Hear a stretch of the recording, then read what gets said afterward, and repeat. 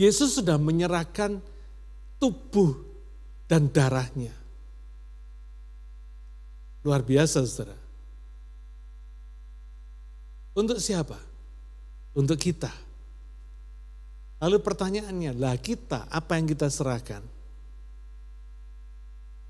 Apakah kita berani menyerahkan tubuh dan darah kita untuk Yesus?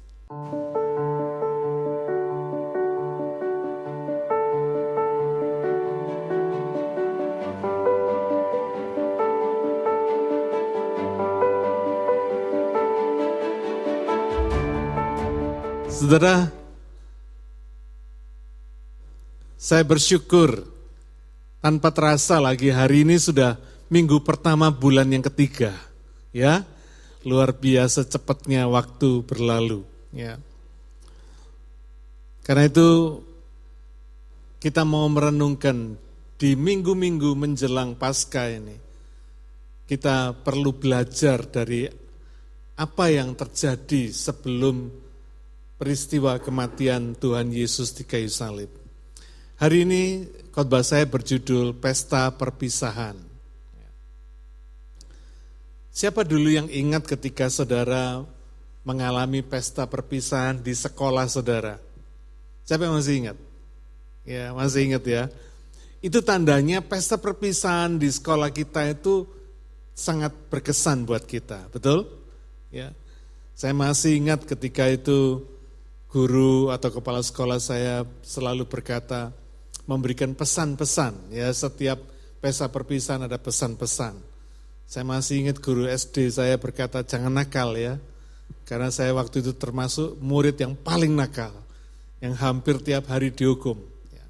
Sampai disuruh milih hukumannya sendiri karena sudah habis hukumannya, saking nakalnya. Saudara. Ada guru atau kepala sekolah yang mengatakan, raihlah cita-citamu setinggi mungkin, lanjutkan prestasimu, jadilah orang sukses di masa depanmu dan lain-lain. Saudara, ada harapan yang dititipkan oleh guru atau kepala sekolah kita kepada murid-muridnya. Dan harapan itu adalah doa untuk anak didik mereka yang selama itu sudah beberapa tahun bersama mereka menimba ilmu di sekolah. Karena itu biasanya pesta perpisahan itu terkesan sangat mendalam. Ada rasa sedihnya karena harus berpisah dengan ibu guru atau kepala sekolah kita, guru kita. Tapi juga ada harapan untuk melanjutkan satu etape lagi dari kehidupan kita. Nah, dalam menjelang Paskah yang akan diperingati kita sebentar lagi, kita akan belajar dari sebuah peristiwa pesta perpisahan terbesar sepanjang zaman, yaitu pesta perpisahan antara Yesus dengan murid-muridnya yang sudah bersama setiap hari selama 3,5 tahun. Tidak gampang loh saudara, tiap hari hidup bersama lalu harus berpisah. Apa doa, pesan dan harapan Yesus untuk 12 muridnya ini? Apa sebetulnya yang sedang diajarkan oleh Yesus dalam peristiwa pesta perpisahan ini? Saya percaya apa yang diajarkan Yesus kepada murid-muridnya waktu itu juga relevan bagi kita yang hidup dalam zaman ini. Karena kita juga murid-muridnya. Amin. Karena itu saudara, mari kita melihat dalam apa yang sebenarnya terjadi di dalam pesta perpisahan ini. Ya. Mari kita baca kitab Markus pasal yang ke-14 ayat yang ke-12 sampai ayat yang ke-16. Ya. Ini kita baca lebih dulu. Pada hari pertama dari hari raya roti tidak beragi, pada waktu orang menyembelih domba Paskah, murid-murid Yesus berkata kepadanya, ke tempat mana engkau kehendaki kami pergi untuk mempersiapkan perjamuan Paskah bagimu? NIV mengatakan to eat the Passover, untuk makan Paskah. Lalu ia menyuruh 2 orang muridnya dengan pesan, pergilah ke kota, di sana kamu akan bertemu dengan seorang yang membawa kendi berisi air. Ikutilah dia, dan katakanlah kepada pemilik rumah yang dimasukinya, pesan guru, di manakah ruangan yang disediakan bagiku untuk makan Paskah bersama-sama dengan murid-muridku. Lalu orang itu akan menunjukkan kamu sebuah ruangan atas yang besar, yang sudah lengkap dan tersedia. Disitulah kamu harus mempersiapkan perjamuan Paskah untuk kita.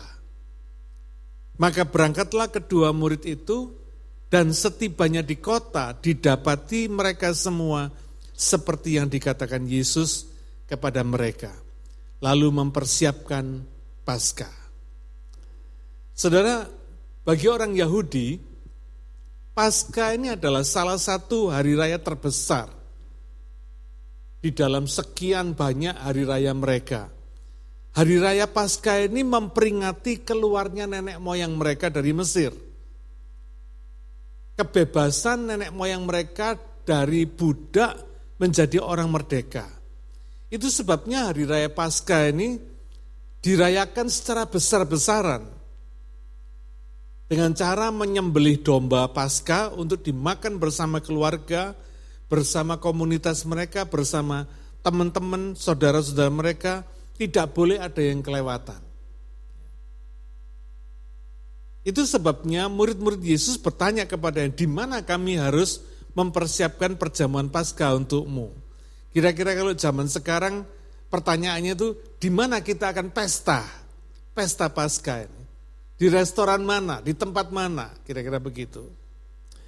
Lalu Yesus menjelaskan prosesnya tadi, seperti yang kita baca di atas, sehingga pada akhirnya murid-murid ini mendapatkan tempat untuk mempersiapkan Paskah, untuk makan Paskah ini.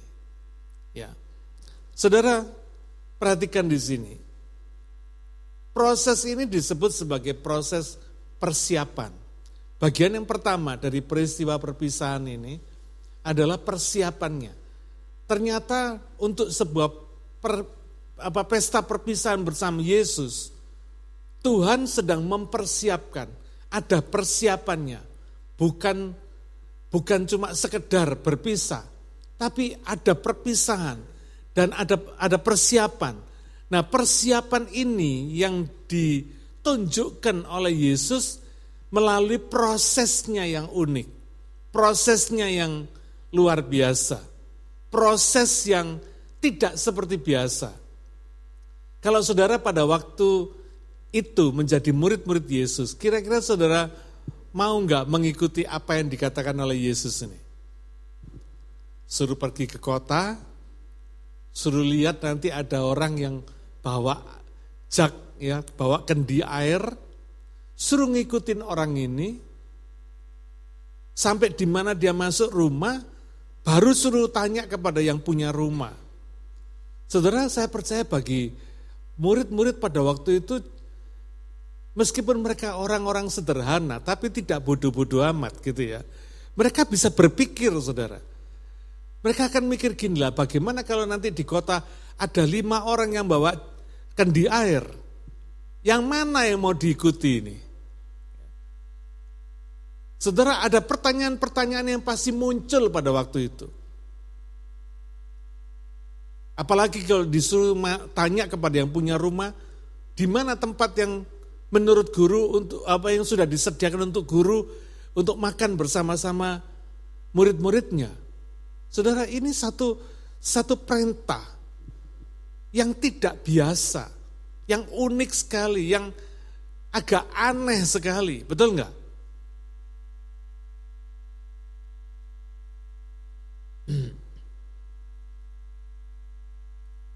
Tapi kalau sudah perhatikan melalui proses persiapan ini, apa yang sedang Yesus tunjukkan? Kedaulatan dan otoritasnya, betul enggak? Tuhan itu punya kedaulatan, punya sovereignty, dan punya otoritas, punya authority. Ini yang dia ajarkan kepada muridnya dalam masa persiapan ini. Dan puji Tuhan, murid-murid ini mentaati, percaya, taat melakukannya. Ini yang luar biasa saudara, ini yang perlu belajar kita dari murid-murid Tuhan Yesus ini. Otoritas kedaulatan Yesus ini termasuk atas segala sesuatu yang terjadi atas dirinya dan yang terjadi di sekelilingnya dan yang akan terjadi untuk murid-muridnya, betul enggak? Sesuatu yang sudah direncanakan oleh Tuhan. Saudara ingat ini pelajaran yang baik sekali buat kita. Apa yang dibutuhkan murid-murid ini cuma percaya dan taat untuk melakukannya. No question. No question asked, kira-kira begitu ya. Murid-murid ini enggak banyak tanya, tapi dia percaya dan dia taat untuk melakukannya. Saudara, demikian juga kita mesti mengerti, otoritas dan kedaulatan Yesus ini bukan hanya untuk dirinya sendiri, tapi juga termasuk untuk murid-muridnya, untuk saudara dan saya. Tidak ada satupun yang kebetulan dalam hidup ini. Semua sudah direncanakan oleh Tuhan. Meskipun saudara harus mengalami liku-liku kehidupan ini, suka duka, up and down, pasang surutnya kehidupan ini, percayalah, tidak ada yang kebetulan. Amin. Kalau saudara boleh mengalami persoalan-persoalan yang menyenangkan, berbahagialah, puji Tuhan. Demikian juga kalau saudara boleh mengalami hal-hal yang kurang menyenangkan kehidupan saudara, percayalah, saudara juga harus tetap puji Tuhan. Amin. Ayub berkata, kalau aku bisa menerima yang baik dari Tuhan, kenapa aku tidak bisa yang terima yang buruk, katanya. Padahal sesungguhnya semua itu ada dalam perencanaan Tuhan dalam hidup ini. Otoritasnya, sovereignty-nya, kedaulatannya ada bagi kita semua. Tugas kita cuma percaya, taat, no question asked. Yang seringkali membuat kita taatin karena kita banyak tanya, saudara. Kita mempertanyakan segala sesuatu yang terjadi ini kepada Tuhan. Kita cari sendiri jawabannya nggak ketemu, akhirnya kita nggak percaya. Padahal itu sebenarnya sebuah peristiwa, sebuah persiapan untuk Tuhan itu sedang mengerjakan sesuatu yang besar di dalam kehidupan kita. Otoritasnya terjadi atas diri Tuhan Yesus dan atas murid-muridnya. Kedaulatannya mutlak. Saudara perhatikan, Yesus tahu dia bakal dibunuh. Bahkan itu merupakan hari terakhir, malam terakhir sebelum dia dibunuh. Dia tidak panik, dia tidak ketakutan, dia tidak bingung, dia tidak hopeless, tidak berdaya. Dia tahu ada ancaman dari para elit politik pada waktu itu. Ada ancaman terhadap dirinya akan dibunuh. Tapi luar biasa Tuhan. Di dalam masa persiapan ini kita bisa melihat rencana Allah itu terus berlangsung. Tidak ada rencana Allah yang bisa dihalangi dalam kehidupan kita. Tugas kita cuma percaya dan taat, mengalir bersama rencana Allah itu. Dan nanti kita bisa lihat peristiwa besar apa yang bisa kita alami dalam hidup ini. Tidak pernah ada rencana Allah yang kecil. Karena Tuhan yang kita sembah adalah Tuhan yang besar. Karena itu saya percaya rencananya di dalam setiap kita pasti besar. Saudara boleh anggap itu kecil, tapi saya percaya rencana Allah dalam kehidupan kita pasti besar. Itu sebabnya kita no question asked. Kita cuma perlu percaya dan perlu taat. Saya selalu katakan Tuhan itu tidak perlu dimengerti, karena saudara tidak akan bisa mengerti. Kecuali dia menyatakan dirinya melalui firman-Nya, kita baru bisa mengerti. Tuhan itu perlu dipercaya. Dipercaya sepenuhnya. bahwa dia punya rencana yang kekal dalam kehidupan kita. Kita sudah belajar ya minggu yang lalu, betapa lewat seorang perempuan yang bahkan dikatakan sebagai perempuan berdosa,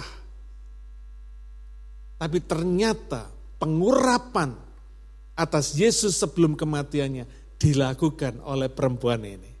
Dahsyat enggak saudara?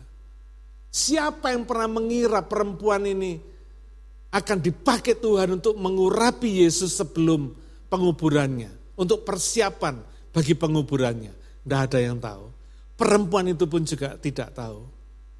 Dia hanya tergerak oleh karena dia mengasihi Tuhan dan dia lakukan apa yang dia bisa lakukan. Demikian juga kita. Gak perlu kita mikir muluk-muluk saudara. Gak perlu kita berharap kalau aku melakukan ini nanti Tuhan berkati aku ya. Nanti Tuhan kasih aku apa ya. Gak usah. Kalau sudah tergerak, just do it. Karena saudara mengasihi Tuhan. Itu aja yang kita perlu lakukan. Otoritasnya luar biasa. Yohanes 10 ayat 17-18 mengatakan, Bapa mengasihi aku oleh karena aku memberikan nyawaku untuk menerimanya kembali. Tidak seorang pun mengambilnya daripadaku, melainkan aku memberikannya menurut kehendakku sendiri. Aku berkuasa memberikannya dan berkuasa mengambilnya kembali. Inilah tugas yang kuterima dari Bapakku. Wow, dahsyat saudara. Saya percaya para elit politik Yahudi pada waktu itu, meskipun mereka merencanakan yang jahat terhadap Yesus, tidak akan pernah bisa mengambil nyawa Yesus. Apa yang dilakukan oleh Yesus, dia memberikannya. He lays down his spirit. Dia menyerahkan nyawanya. Tidak ada yang bisa mengambilnya. Bahkan dikatakan oleh Yesus dalam Yohanes ini, dia bisa menyerahkannya dan dia berhak menerimanya kembali. Wow, dahsyat saudara. Saudara lihat ini, otoritas dan kedaulatan Yesus ini bukan cuma terjadi, bukan cuma ada pada segala sesuatu yang terjadi di sekitar kita, di sekitarnya, di sekitar murid-muridnya. Tapi otoritasnya juga termasuk urusan menyerahkan dan mengambil kembali nyawanya. Wow, dahsyat saudara. Itu sebabnya kalau Yesus punya otoritas dan kedaulatan yang sedemikian besar, yang sedemikian mutlak, termasuk urusan nyawanya sendiri, maka saya percaya otoritas yang sama, dia punya otoritas untuk nyawa saudara dan saya. Tugas kita apa? Cuma percaya. Itu merupakan tugas utama bagi kita. Dikatakan oleh Yesus di ayat yang 18, inilah tugas yang kuterima dari Bapakku. Apa tugasnya? Menyerahkan nyawanya dan mengambil kembali nyawanya. Tugasnya urusan nyawa saudara. Urusan hidup mati seseorang. Karena itu jangan pernah ragu untuk saudara mempercayakan hidup saudara kepada Tuhan. Saudara tidak perlu khawatir bahwa kalau saudara menyerahkan hidup ini kepada Tuhan, nanti saudara kekurangan. Nanti saudara mengalami hal yang negatif.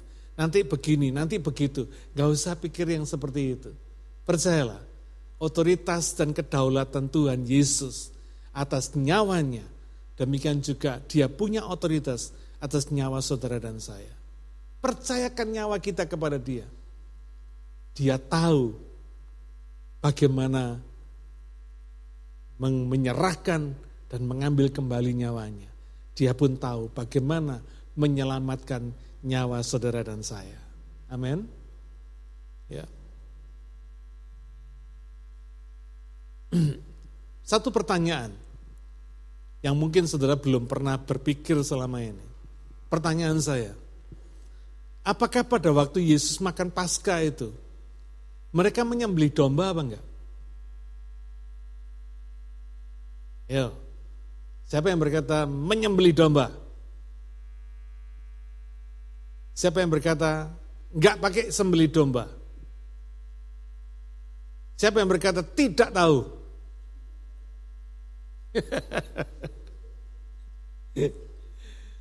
Saudara, ini contoh. Ya.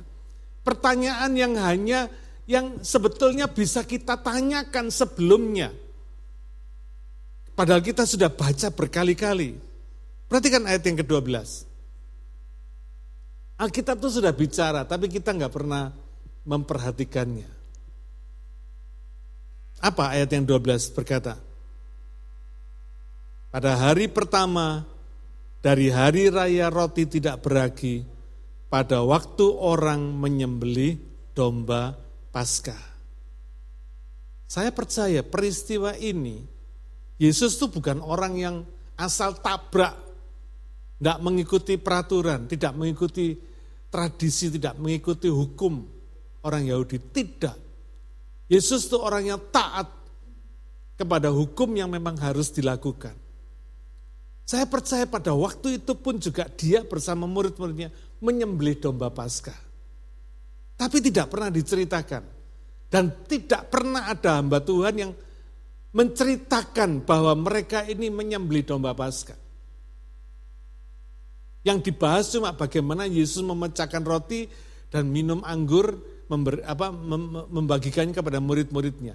Tapi tidak pernah dikatakan Yesus menyembelih domba Paskah. Saudara, saya percaya selalu mengerjakan sesuai dengan apa yang memang sudah ditetapkan oleh Tuhan. Menyembelih domba Paskah ini merupakan suatu ketetapan. Kalau saudara perhatikan dalam kitab Keluaran pasal 12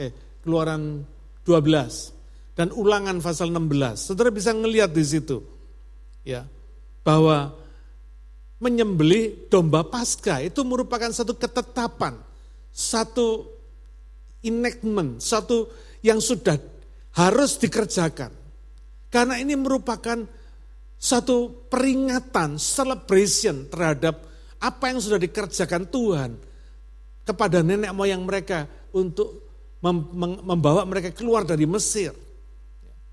Sesuatu yang besar, yang tidak boleh dilupakan, yang harus diajarkan turun-temurun dari generasi ke generasi. Karena itu saya percaya Yesus pun bersama murid-murid juga menyembelih domba Paskah pada waktu itu. Makanya persiapan ini penting. Kenapa harus ada domba Paskah yang disembelih?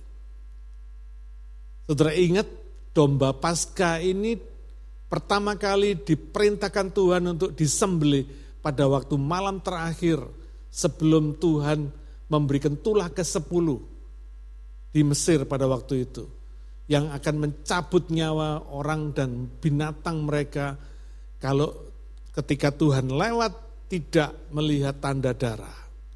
Tapi bagi orang Israel diperintahkan untuk menyembelih domba Paskah ini, ya, untuk makan dagingnya tidak boleh direbus, mesti dipanggang dan harus dimakan sampai habis, tidak boleh ada yang sisa.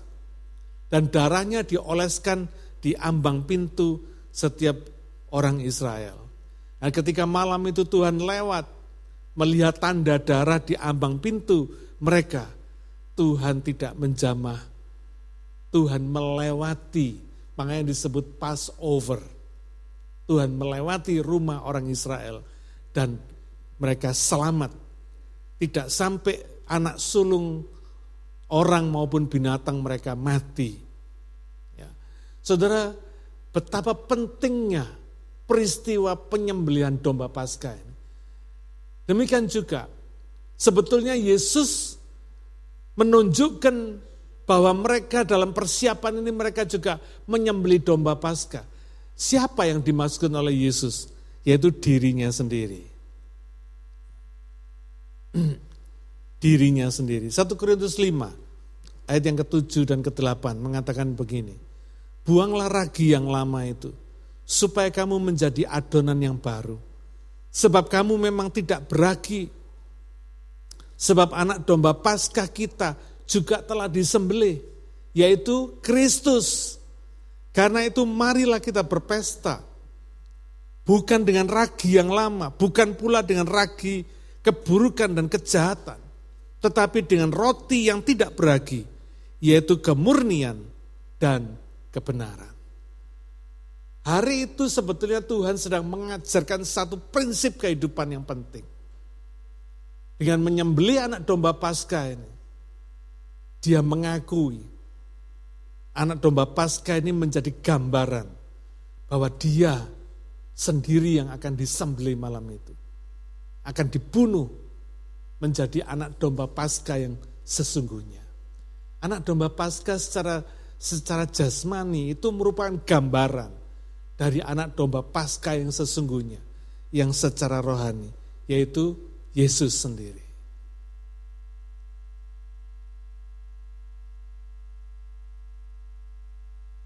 Apa yang sedang diajarkan Yesus kepada murid-muridnya pada waktu itu? Dia sedang mengajarkan bahwa merayakan Paskah yang adalah fokusnya penyembelihan domba Paskah ini, itu sesungguhnya bicara tentang satu pengorbanan.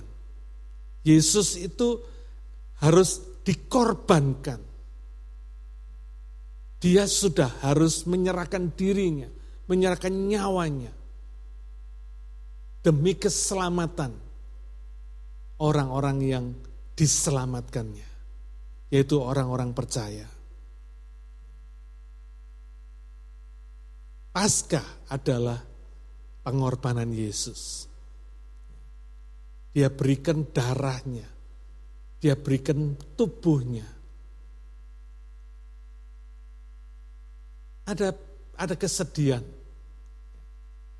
Tapi sebetulnya Yesus sedang mengajarkan satu prinsip kehidupan, yaitu hidup baru bersama Yesus. Paskah adalah hidup baru bersama Yesus. Nah, hidup baru yang bersama Yesus itu tidak atau tanpa ragi yang lama, tanpa ragi dosa. Kenapa? Karena melalui penyembelihan Kristus, melalui pembunuhan Kristus pada waktu itu, ragi dosa kita sudah diampuni. Karena itu jangan pernah kita melupakan. Ya, saya pernah khotbah bagaimana sebetulnya kita ini hutang nyawa sama Yesus. Artinya nyawa kita ini sudah dimiliki Yesus, bukan hak kita sendiri.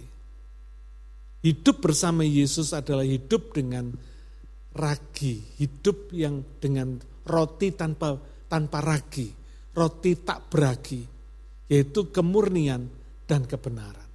Ini yang Tuhan mau ajarkan. Mari kita tanya dalam hati kita sendiri, apa yang belum tulus dan murni di hati kita? Apa yang masih belum benar di dalam kehidupan kita? Yang sudah benar, yang sudah baik, gak usah dipikirin, gitu ya. Kenapa? Sudah bagus. Mari kita pikirkan apa yang belum bagus. Apa yang mesti kita perbaiki lewat perayaan Paskah kita tahun ini.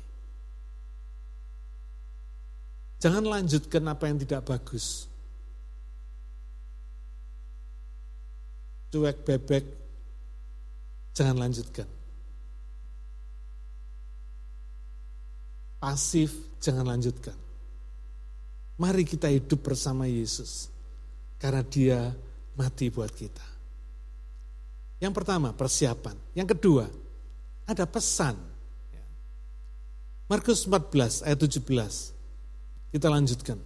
Setelah hari malam, datanglah Yesus bersama-sama dengan ke-12 murid itu.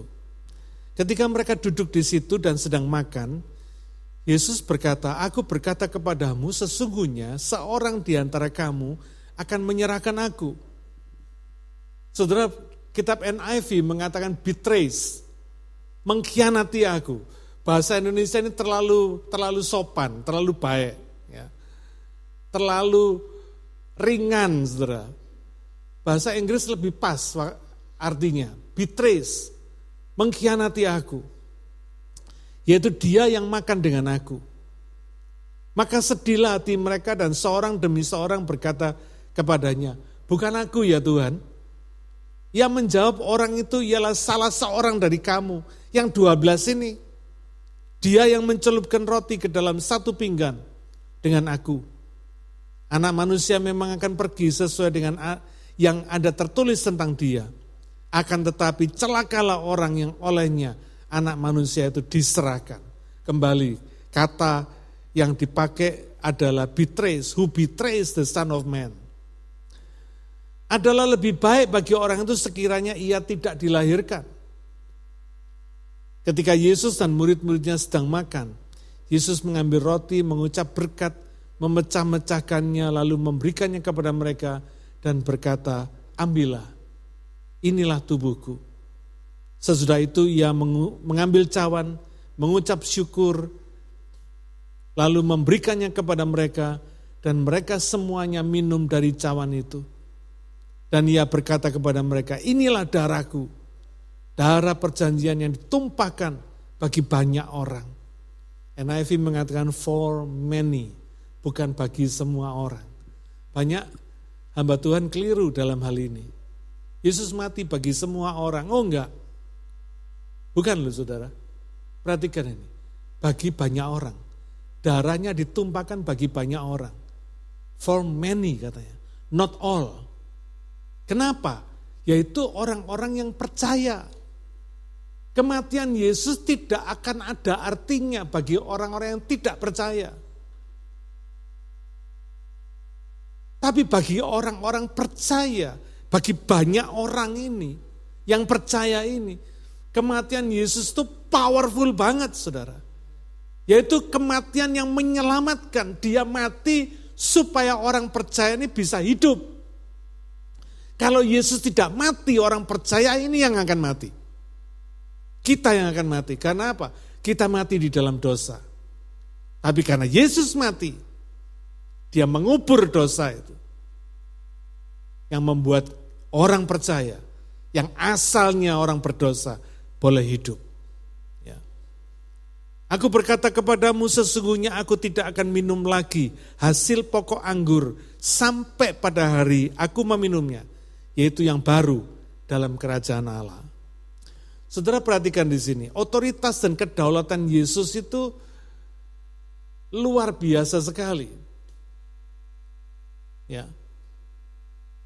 Bahkan dia menunjukkan bahwa kepergiannya, kematiannya itu sesuai dengan yang ada tertulis tentang dia. Jadi dia punya otoritas untuk menggenapi rencana Allah di dalam dirinya. Ayat yang ke-24 mengatakan, inilah darahku, darah perjanjian yang ditumpahkan bagi banyak orang. Yesus sudah menyerahkan tubuh dan darahnya. Luar biasa saudara. Untuk siapa? Untuk kita. Lalu pertanyaannya, lah kita, apa yang kita serahkan? Apakah kita berani menyerahkan tubuh dan darah kita untuk Yesus? Kadang-kadang kita mesti malu saudara. Menyerahkan waktu kita aja kita gak mau. Sekali seminggu aja kita gak berani komitmen. Ya, minggu lalu saya tantang saudara. Siapa yang berani komitmen? Ibadah. Kecuali geletak sakit. Sedikit yang berani angkat tangan. Yesus sudah memberikan tubuh dan darahnya. Kita belum memberikan apa-apa sama Tuhan. Apakah ini yang disebut prinsip percaya? Oh no, saudara. No, jangan keliru saudara. Khotbah saya memang mungkin tidak populer. Tapi saya berusaha mengatakan kebenaran. Supaya saudara wake up, saudara bangun. Bahwa kriteria percaya itu, kriteria covenant itu, darah Yesus bersama darah kita bersatu. Saudara ingat ya, di bagian orang Dalam tradisi Romawi, orang yang melakukan covenant itu memotong tangannya, darahnya bersama, dicucurkan dalam satu darah lalu diminum bersama. Darah Yesus dan darah saudara bersatu. Itu prinsip covenant. Karena itu jangan taking for granted. Hidup bersama Tuhan di dunia ini tidak boleh taking for granted. Darah Yesus yang diserahkan, inilah darahku, darah perjanjian. Artinya apa? Darah Yesus ini powerful. Darah Yesus ini diberikan sebagai perjanjian kekal. Untuk pengampunan kekal, keselamatan kekal, hidup yang kekal. Nah, saudara perhatikan, ini pelajaran yang baik. Ketika Yesus menceritakan bahwa dia akan ada satu orang dari 12 muridnya yang akan mengkhianati dia. Lalu murid-muridnya bersedih. Menurut saudara dia sedihnya karena apa? Murid-murid ini sedih karena apa? Dulu saya berpikir gini, murid-murid ini sedih karena gurunya akan dikhianati orang. Tapi setelah saya baca Alkitab berulang kali, dikatakan mereka bersedih, maka sedihlah hati mereka, dan seorang demi seorang berkata kepadanya, bukan aku ya Tuhan. Perhatikan ya, kira-kira apa yang disedihkan oleh murid-murid ini? Yesus yang akan dikhianati atau diri mereka sendiri? Diri mereka sendiri, saudara. Ya. Kira-kira mereka yang akan bilang, yang penting bukan aku loh Tuhan. Engkau dikhianati siapapun juga aku gak peduli. Yang penting bukan aku ya. Betul Tuhan, betul? Bukan aku ya. Saudara perhatikan di sini. Inilah manusia.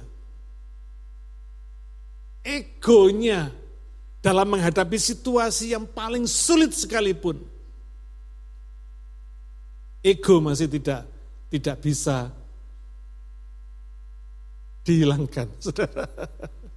Jadi sedihnya mereka itu karena mereka takut kalau mereka lah yang dituduh mengkhianati Yesus.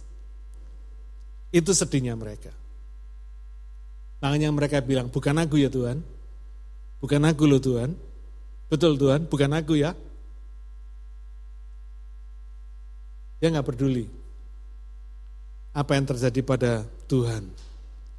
Saudara, dalam hidup ini kadang kita diizinkan menghadapi situasi di mana kita seharusnya memikirkan kepentingan Tuhan, bukan kepentingan diri kita sendiri. Ini dalam saat-saat kritis mereka masih bisa, bukan aku loh Tuhan. Bayangin saudara.